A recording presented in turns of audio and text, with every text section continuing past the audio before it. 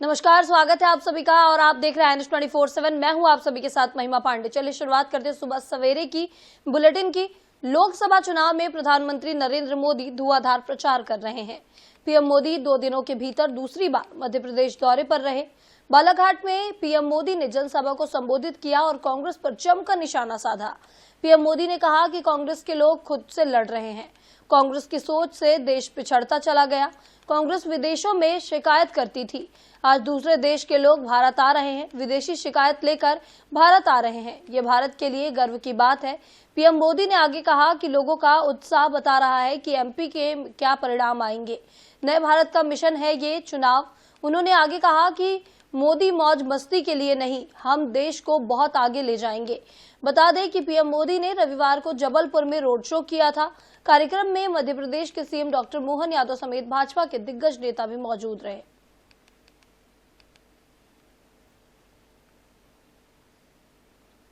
4-5 महीने पहले विधानसभा चुनाव में ही यहां आप सब लोगों ने मिलकर के कांग्रेस को पूरी तरह साफ कर दिया।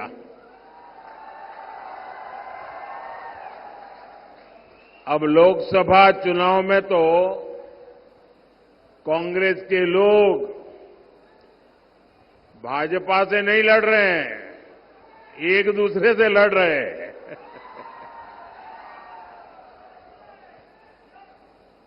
और इसलिए एमपी के कोने कोने से आवाज आ रही है, फिर एक बार। और आगे बढ़ते आपको बता दें, गुना लोकसभा सीट से भाजपा ने ज्योतिरादित्य सिंधिया को अपना प्रत्याशी बनाया है, जिसके बाद ज्योतिरादित्य सिंधिया के साथ पूरा परिवार चुनावी मैदान में कूद पड़ा है। सिंधिया के बेटे महाआर्यमन सिंधिया बता दें वह सब कर रहे हैं जो लोकसभा चुनाव में पिता ज्योतिरादित्य सिंधिया की जीत के लिए जरूरी है। वह बैलगाड़ी में सवार होकर बमोरी पहुंचे। इसके बाद बमोरी की जनता के लिए खाना परोसा। एक एक कर सैकड़ों लोगों के पास बैठे उन्होंने पूरियां दी और सभी से एक एक करके बात की है। इसके बाद आर्यमन सिंधिया उन्हीं के बीच बैठकर भोजन भी करने लगे और बमोरी क्षेत्र के युवाओं को जुगाड़ की परिभाषा समझाई। साथ ही गुना में समोसे खाए और कपड़े भी खरीदे। लोगों से, युवाओं से बात कर रहा था तो मेरे सोच में कुछ आया था। और क्योंकि मैं और मेरे दोस्त जो है विदेश में बात करते रहते थे इसके बारे में। पहले जो है आप सबको जुगाड़ के बारे में पता है। पहले विदेशी लोग जुगाड़ को नीच समझते थे कि भाई 2 तार काट के कुछ लगा दिया और आ गया बिजली। और आज जो है विदेशी लोग अपना सर जो है दीवार पे मार रहे हैं, भाई हो क्या रहा है ये जुगाड़, भाई क्या कर रहे हैं ये लोग, कैसे बनाया है इसको यार,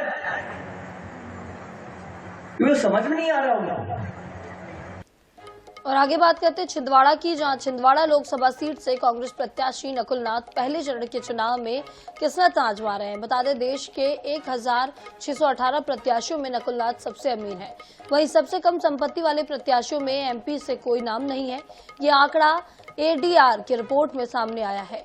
हमारी इस खास रिपोर्ट में दिखाएंगे कि प्रत्याशी कितने अमीर हैं या उन पर कितने आपराधिक मामले दर्ज हैं। देखिए हमारी ये खास रिपोर्ट। एमपी में पहले चरण में 27 करोड़पति कैंडिडेट। नकुल नाथ पहले फेज के सबसे अमीर प्रत्याशी। एमपी ही नहीं, देश में सबसे अमीर प्रत्याशी है नकुल नाथ। पहले चरण का मतदान 19 अप्रैल को है। इस फेज में मध्य प्रदेश की 6 लोकसभा सीटें सीधी, शहडोल, जबलपुर, मंडला, बालाघाट और छिंदवाड़ा के 88 कैंडिडेट शामिल हैं।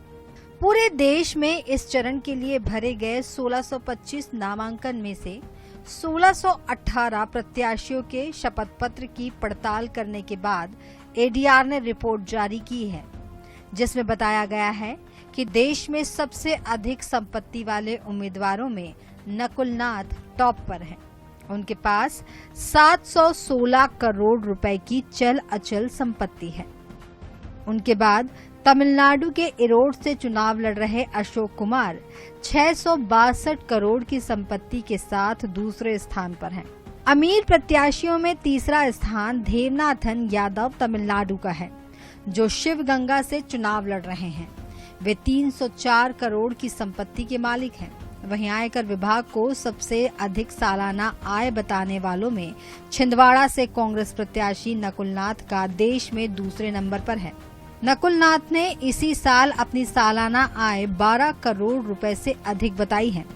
आइए आपको एडीआर की रिपोर्ट में मध्य प्रदेश से जुड़ी कुछ और खास बातें बता दें। एमपी में पहले चरण के 88 कैंडिडेट्स में 27 करोड़पति हैं। 12 कैंडिडेट्स पर अपराध दर्ज हैं। यह कुल कैंडिडेट का 19% है। 9 पर गंभीर अपराध दर्ज हैं, जो कुल प्रत्याशियों का 10% है। संवेदनशील चुनाव क्षेत्र बालाघाट में 13 में से 4 कैंडिडेट पर केस दर्ज है। बालाघाट में बसपा और निर्दलीय प्रत्याशियों पर केस दर्ज है। छिंदवाड़ा सीट पर कुल 15 में से 4 कैंडिडेट्स पर एफआईआर दर्ज है। जबलपुर में कुल 19 प्रत्याशियों में से 4 पर एफआईआर दर्ज है। Bureau report INH 24/7 Bhopal. और चलिए आगे बढ़ते बता दें, लोकसभा चुनाव से पहले एमपी कांग्रेस को लगातार झटके लग रहे हैं। सतना के पूर्व महापौर राजाराम त्रिपाठी भी अब भाजपा में शामिल हो गए हैं। कांग्रेस पार्टी पर उपेक्षा करने का आरोप लगाते हुए उन्होंने कहा कि जिन लोगों ने विधानसभा चुनाव में उनका विरोध किया, पार्टी ने उन पर कोई कार्रवाई नहीं की। पीएम मोदी की तारीफ करते हुए उन्होंने कहा कि प्रधानमंत्री मोदी देश के विकास और समृद्धि के लिए लगे हुए हैं। कोई बात नहीं है। राजेंद्र शुक्ला जी से प्रभावित व्यक्तिगत जहां पर संबंध है, तो मेरे उनके 40 साल पुराने संबंध, उनके पिताजी के जमाने के व्यक्तिगत संबंध है, वो अलग बात है। व्यक्तिगत संबंध होना अलग बात है।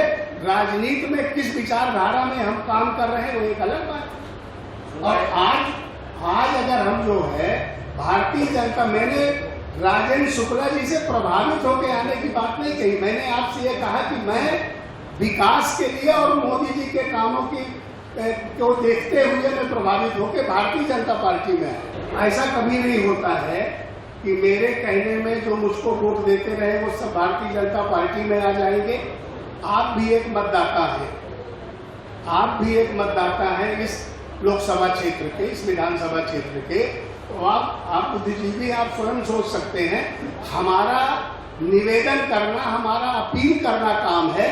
निर्णय तो मतदाता लेता है। इसका ठेका कौन लेगा कि जिसको मैं ऐसे, जितना मैं ताकतवर हूं कि मैं ऐसे हाथ घुमा दूंगा तो पूरे वोट झड़झड़ा जाएंगे, ये तो मैंने कहा नहीं। और आगे बात करते भोपाल की, जहां भोपाल के आरजीवीपी घोटाला मामले में पुलिस लगातार आरोपियों की तलाश कर रही है। पुलिस कमिश्नर ने बताया कि मामले में कुल 7 आरोपी बनाए गए हैं, जिसमें अब तक 3 की गिरफ्तारी हो चुकी है। बाकी सभी आरोपियों पर 30,000 रुपए का इनाम रखा गया है। सभी आरोपियों के खिलाफ लुकआउट नोटिस जारी कर दिया गया है। एयरपोर्ट और बॉर्डर पुलिस को भी सूचना दे दी गई है। जल्द ही पुलिस सभी आरोपियों को गिरफ्तार कर लेगी।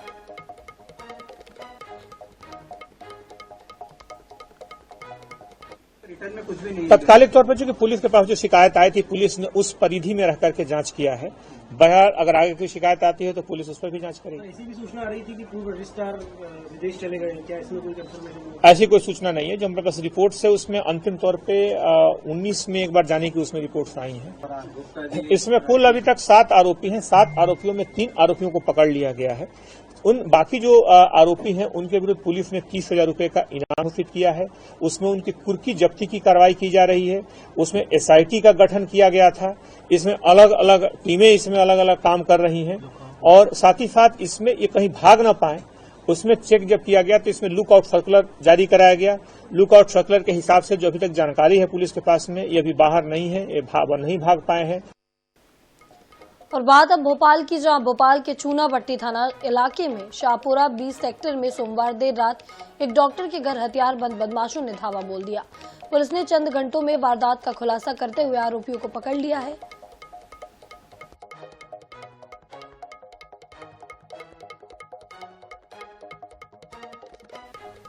और आपको बता दें, इस केस में घर में पूर्व में ड्राइवरी करने वाला ड्राइवर मास्टरमाइंड निकला। तकरीबन 1 करोड़ की इस डकैती का पुलिस ने कुछ घंटे में खुलासा कर दिया। इस केस में पुलिस ने नाबालिग समेत 5 आरोपियों को हिरासत में ले लिया है। वहीं फरार आरोपियों की तलाश जारी है। पुलिस ने इन आरोपी के कब्जे से लूटे गए 50 लाख से अधिक की रिकवरी कर ली है। वहीं बता दें कि सोमवार को डॉक्टर फैमिली होटल में खाना खाने गई हुई थी। इस दौरान आधा दर्जन नकाबपोश बदमाश बंदूक लेकर डॉक्टर के घर पहुंचे और नौकर नौकरानी को बंधक बनाकर वारदात को अंजाम दिया। में एक बड़ी वारदात और इस वारदात में लगभग 50 लाख रुपए की नगद राशि और कुछ गहनों के लूटे जाने की खबर आई। उसमें जैसे ही सूचना मिली, पुलिस ने इसे बड़ी ही तत्परता से लिया। इस तह तक पहुंचने में खासतौर पे जो वैज्ञानिक साक्ष्य हैं, जो पुलिस को तकनीकी साक्ष्य मिले और साथ ही साथ जो कुछ ह्यूमन इंटेलिजेंस है, जो आसपास के जो है इन लड़कों से जो पूछताछ है, सारे चीजों को पुलिस ने तत्परता से जुटाया और युद्ध स्तर पर इस पूरे काम में जुटी रही और अंततः इसका परिणाम सुबह के होने तक लगभग पूरे मामले का खुलासा हो चुका था। और चलिए आगे बढ़ते बता दें, सागर के जयसी नगर के चंदौनी गांव में बीती रात घर में सो रही 4 साल की बच्ची गुम हो गई। जानकारी के मुताबिक रात में बच्ची की मां ने देखा कि बच्ची घर पर नहीं है, जिस पर परिजनों ने बच्ची को खोजना शुरू कर दिया। बता दें, लेकिन बच्ची का पता नहीं चला। परिजनों ने पुलिस को बच्ची के गुम होने की सूचना दी, जिसके बाद पुलिस और सागर के एफएसएल की टीम और अन्य थानों के पुलिस को बुलाया गया। बता दें, डॉग स्क्वाड की मदद से लापता बच्ची की तलाश की गई, लेकिन बच्ची का कोई सुराग नहीं मिल पाया। फिलहाल पुलिस बच्ची की तलाश में जुटी हुई है। घटना सर रात में करीब 1 बजे के समथिंग घर पे फोन आया मोबाइल पे, तो हमें पता चला कि हमारी जो सबसे बड़ी मतलब बहन है, उनकी सबसे छोटी बेटी प्रतिभा 4 साल की है, तो वो मतलब मिल नहीं रही है। तो हम और हमारे छोटा भाई और एक हमारे दोस्त, हम लोग साथ में आए। कितने बजे रात को आए? रात में हम लोग 1 बजे आए थे। रात बजे 1 बजे आए तो हम लोगों ने, और गांव के लोग भी थे बहुत से, तो सब लोगों ने हमने रात में ढूंढा और तुरंत हमने पुलिस को फ़ोन लगाया 100 नंबर पे। 100 नंबर पुलिस भी आई, साथ में पुलिस भी गए, हमने ढूंढा और सुबह होते उन्होंने फिर से ढूंढा और अभी भी हम लोग सब लोग ढूंढ ही रहे हैं। और आगे बात करते हैं रीवा की, जहां रीवा के कोतवाली क्षेत्र से एक वीडियो वायरल हो रहा है, जिसमें एक महिला और उसका पति थाना प्रभारी की आरती उतार रहे हैं। बता दें कि कुछ दिनों पहले महिला और उसके पति की दुकान में चोरी हो गई थी। पीड़ितों ने इसका इल्जाम दुकान में काम कर रहे कारीगर पर लगाया था। इसकी शिकायत सिटी कोतवाली में दर्ज कराई गई थी। महिला का आरोप था कि पुलिस इस मामले में कोई कार्रवाई नहीं कर रही है, इसलिए नाराज महिला अपने पति और बच्चों के साथ थाने पहुंची और थाना प्रभारी समेत एसआई की आरती उतारने लगी। महिला का पति पूरे मामले को फेसबुक पर लाइव करता रहा, जिसके बाद उसे न्याय से फटकार भी लगी, माफ कीजिएगा, जिसके बाद उसे न्यायालय से भी फटकार लगाई गई है। ये थाने में एक अपराध कायम हुआ था 28/1/24 को। इसमें कुलदीप सोनी है, उनकी पत्नी के द्वारा एक अपने नौकरों के खिलाफ जो है गबन का एक 408 के अंतर्गत मामला कायम कराया गया था, जिसकी विवेचना की जा रही थी।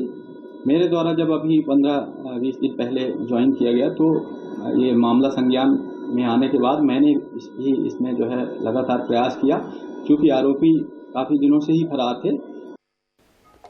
और आगे बात करते हैं ग्वालियर की, जहां ग्वालियर जिले में बिजौली थाना प्रभारी और ट्रेनी आईपीएस अधिकारी अनु बेनीवाल एक बार फिर चर्चा में है। दरअसल हाईकोर्ट और एसोसिएशन ग्वालियर ने आईपीएस बिजौली थाना प्रभारी अनु बेनीवाल के खिलाफ कई गंभीर आरोप लगाए हैं।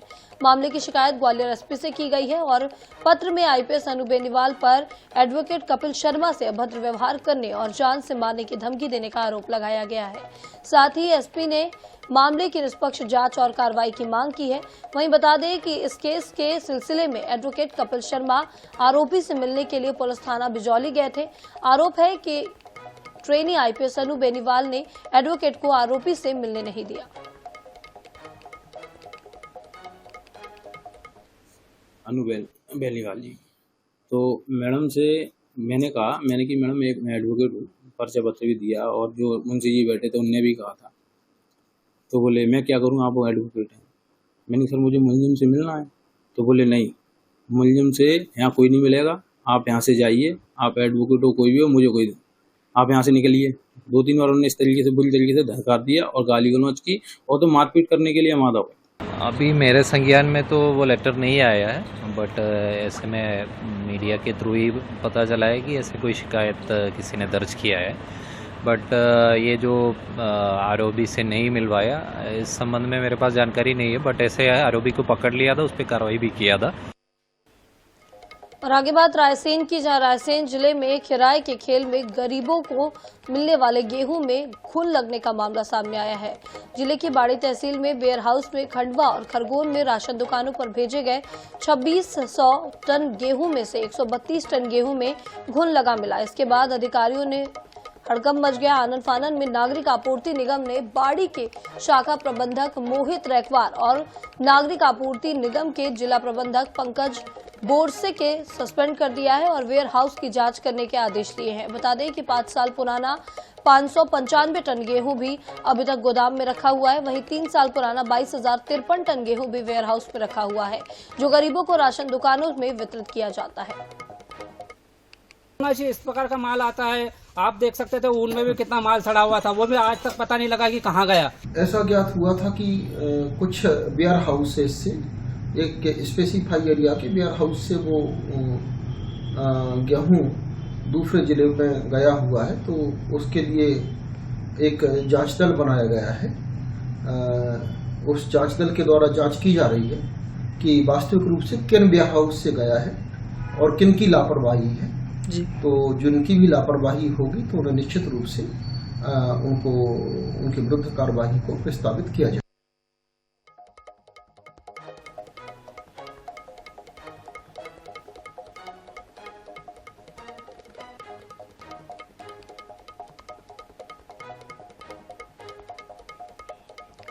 और कटनी की ओर रुख करते हैं, जहां से बड़ी खबर निकलकर सामने आ रही है। सेंट्रल जीएसटी की टीम का छापा।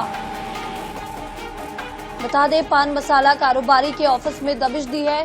टैक्स चोरी की आशंका जताई जा रही है। तो बड़ी खबर इस वक्त की कटनी से आपको बता रहे हैं, जहां पर टैक्स चोरी की आशंका जताई गई है।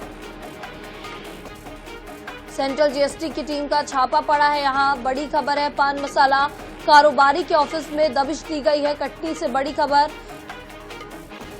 जहां पर टैक्स चोरी की आशंका जताई जा रही है। सेंट्रल जीएसटी की टीम ने बड़ा छापे मारा है। यहां पर बड़े छापेमार कार्रवाई की गई है। देख सकते हैं ये तस्वीरें भी, पान मसाला कारोबारी के ऑफिस में दबिश दी गई है। टैक्स चोरी की आशंका पर यह कार्रवाई की गई है। कटनी से इस वक्त की बड़ी खबर।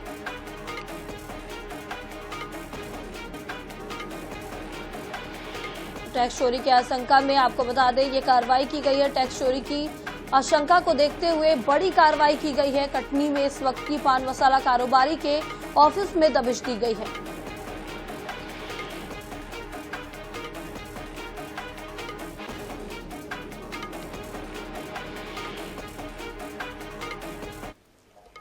और चलिए आगे बताते हैं, आपको बता दें, लोकसभा चुनाव को लेकर नेताओं ने प्रचार अभियान तेज कर दिया है। इसी बीच छिंदवाड़ा सांसद नकुल नाथ एक अलग अंदाज में नजर आए। रामपुर के चिचोली में वह आदिवासी नेता सरवन नर्रे के घर पहुंचे और मक्के की रोटी और टमाटर की चटनी और चावल का आनंद लिया। इस दौरान उनके साथ कांग्रेस के अन्य पदाधिकारी भी मौजूद रहे।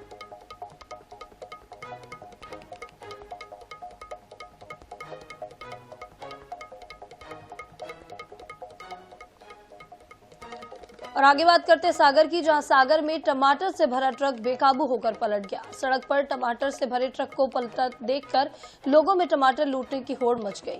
बता दें, टमाटर से भरा ट्रक बरेली से कानपुर जा रहा था, लेकिन पठानवाली घाट के पास चालक ने ट्रक से कंट्रोल खो दिया, जिससे ट्रक पलट गया।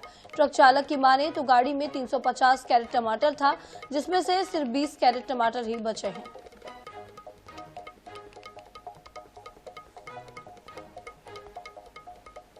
और आगे बात करते हैं मध्य प्रदेश की, जहां मध्य प्रदेश में मंगलवार को जमकर बारिश हुई। वहीं बैतूल जिले में तेज बारिश के साथ ओले भी गिरे। जिले के भीमपुर ब्लॉक के कुनखेड़ी, पोपटी समेत आसपास के दर्जन भर गांवों में दोपहर लगभग 1 घंटे तक तेज बारिश हुई। ओलावृष्टि से जमीन पर बर्फ की चादर बिछ गई।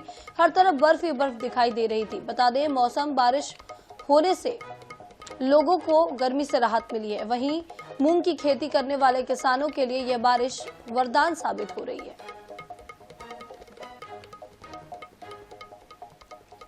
और आगे बात दमोह की, जहां दमोह जिले में दर्जनों गांवों में तेज बारिश के साथ जमकर ओलावृष्टि हुई। देवरी, जामदार, कांकर, टौरी, इमलिया घाट में तेज बारिश के साथ साथ ओले भी गिरे। बारिश और ओलावृष्टि के कारण गेहूं और आम की फसलों को भारी नुकसान हुआ है। बेमौसम बारिश से किसानों की चिंता बढ़ गई है। हालांकि बारिश से लोगों को गर्मी से राहत भी मिली है।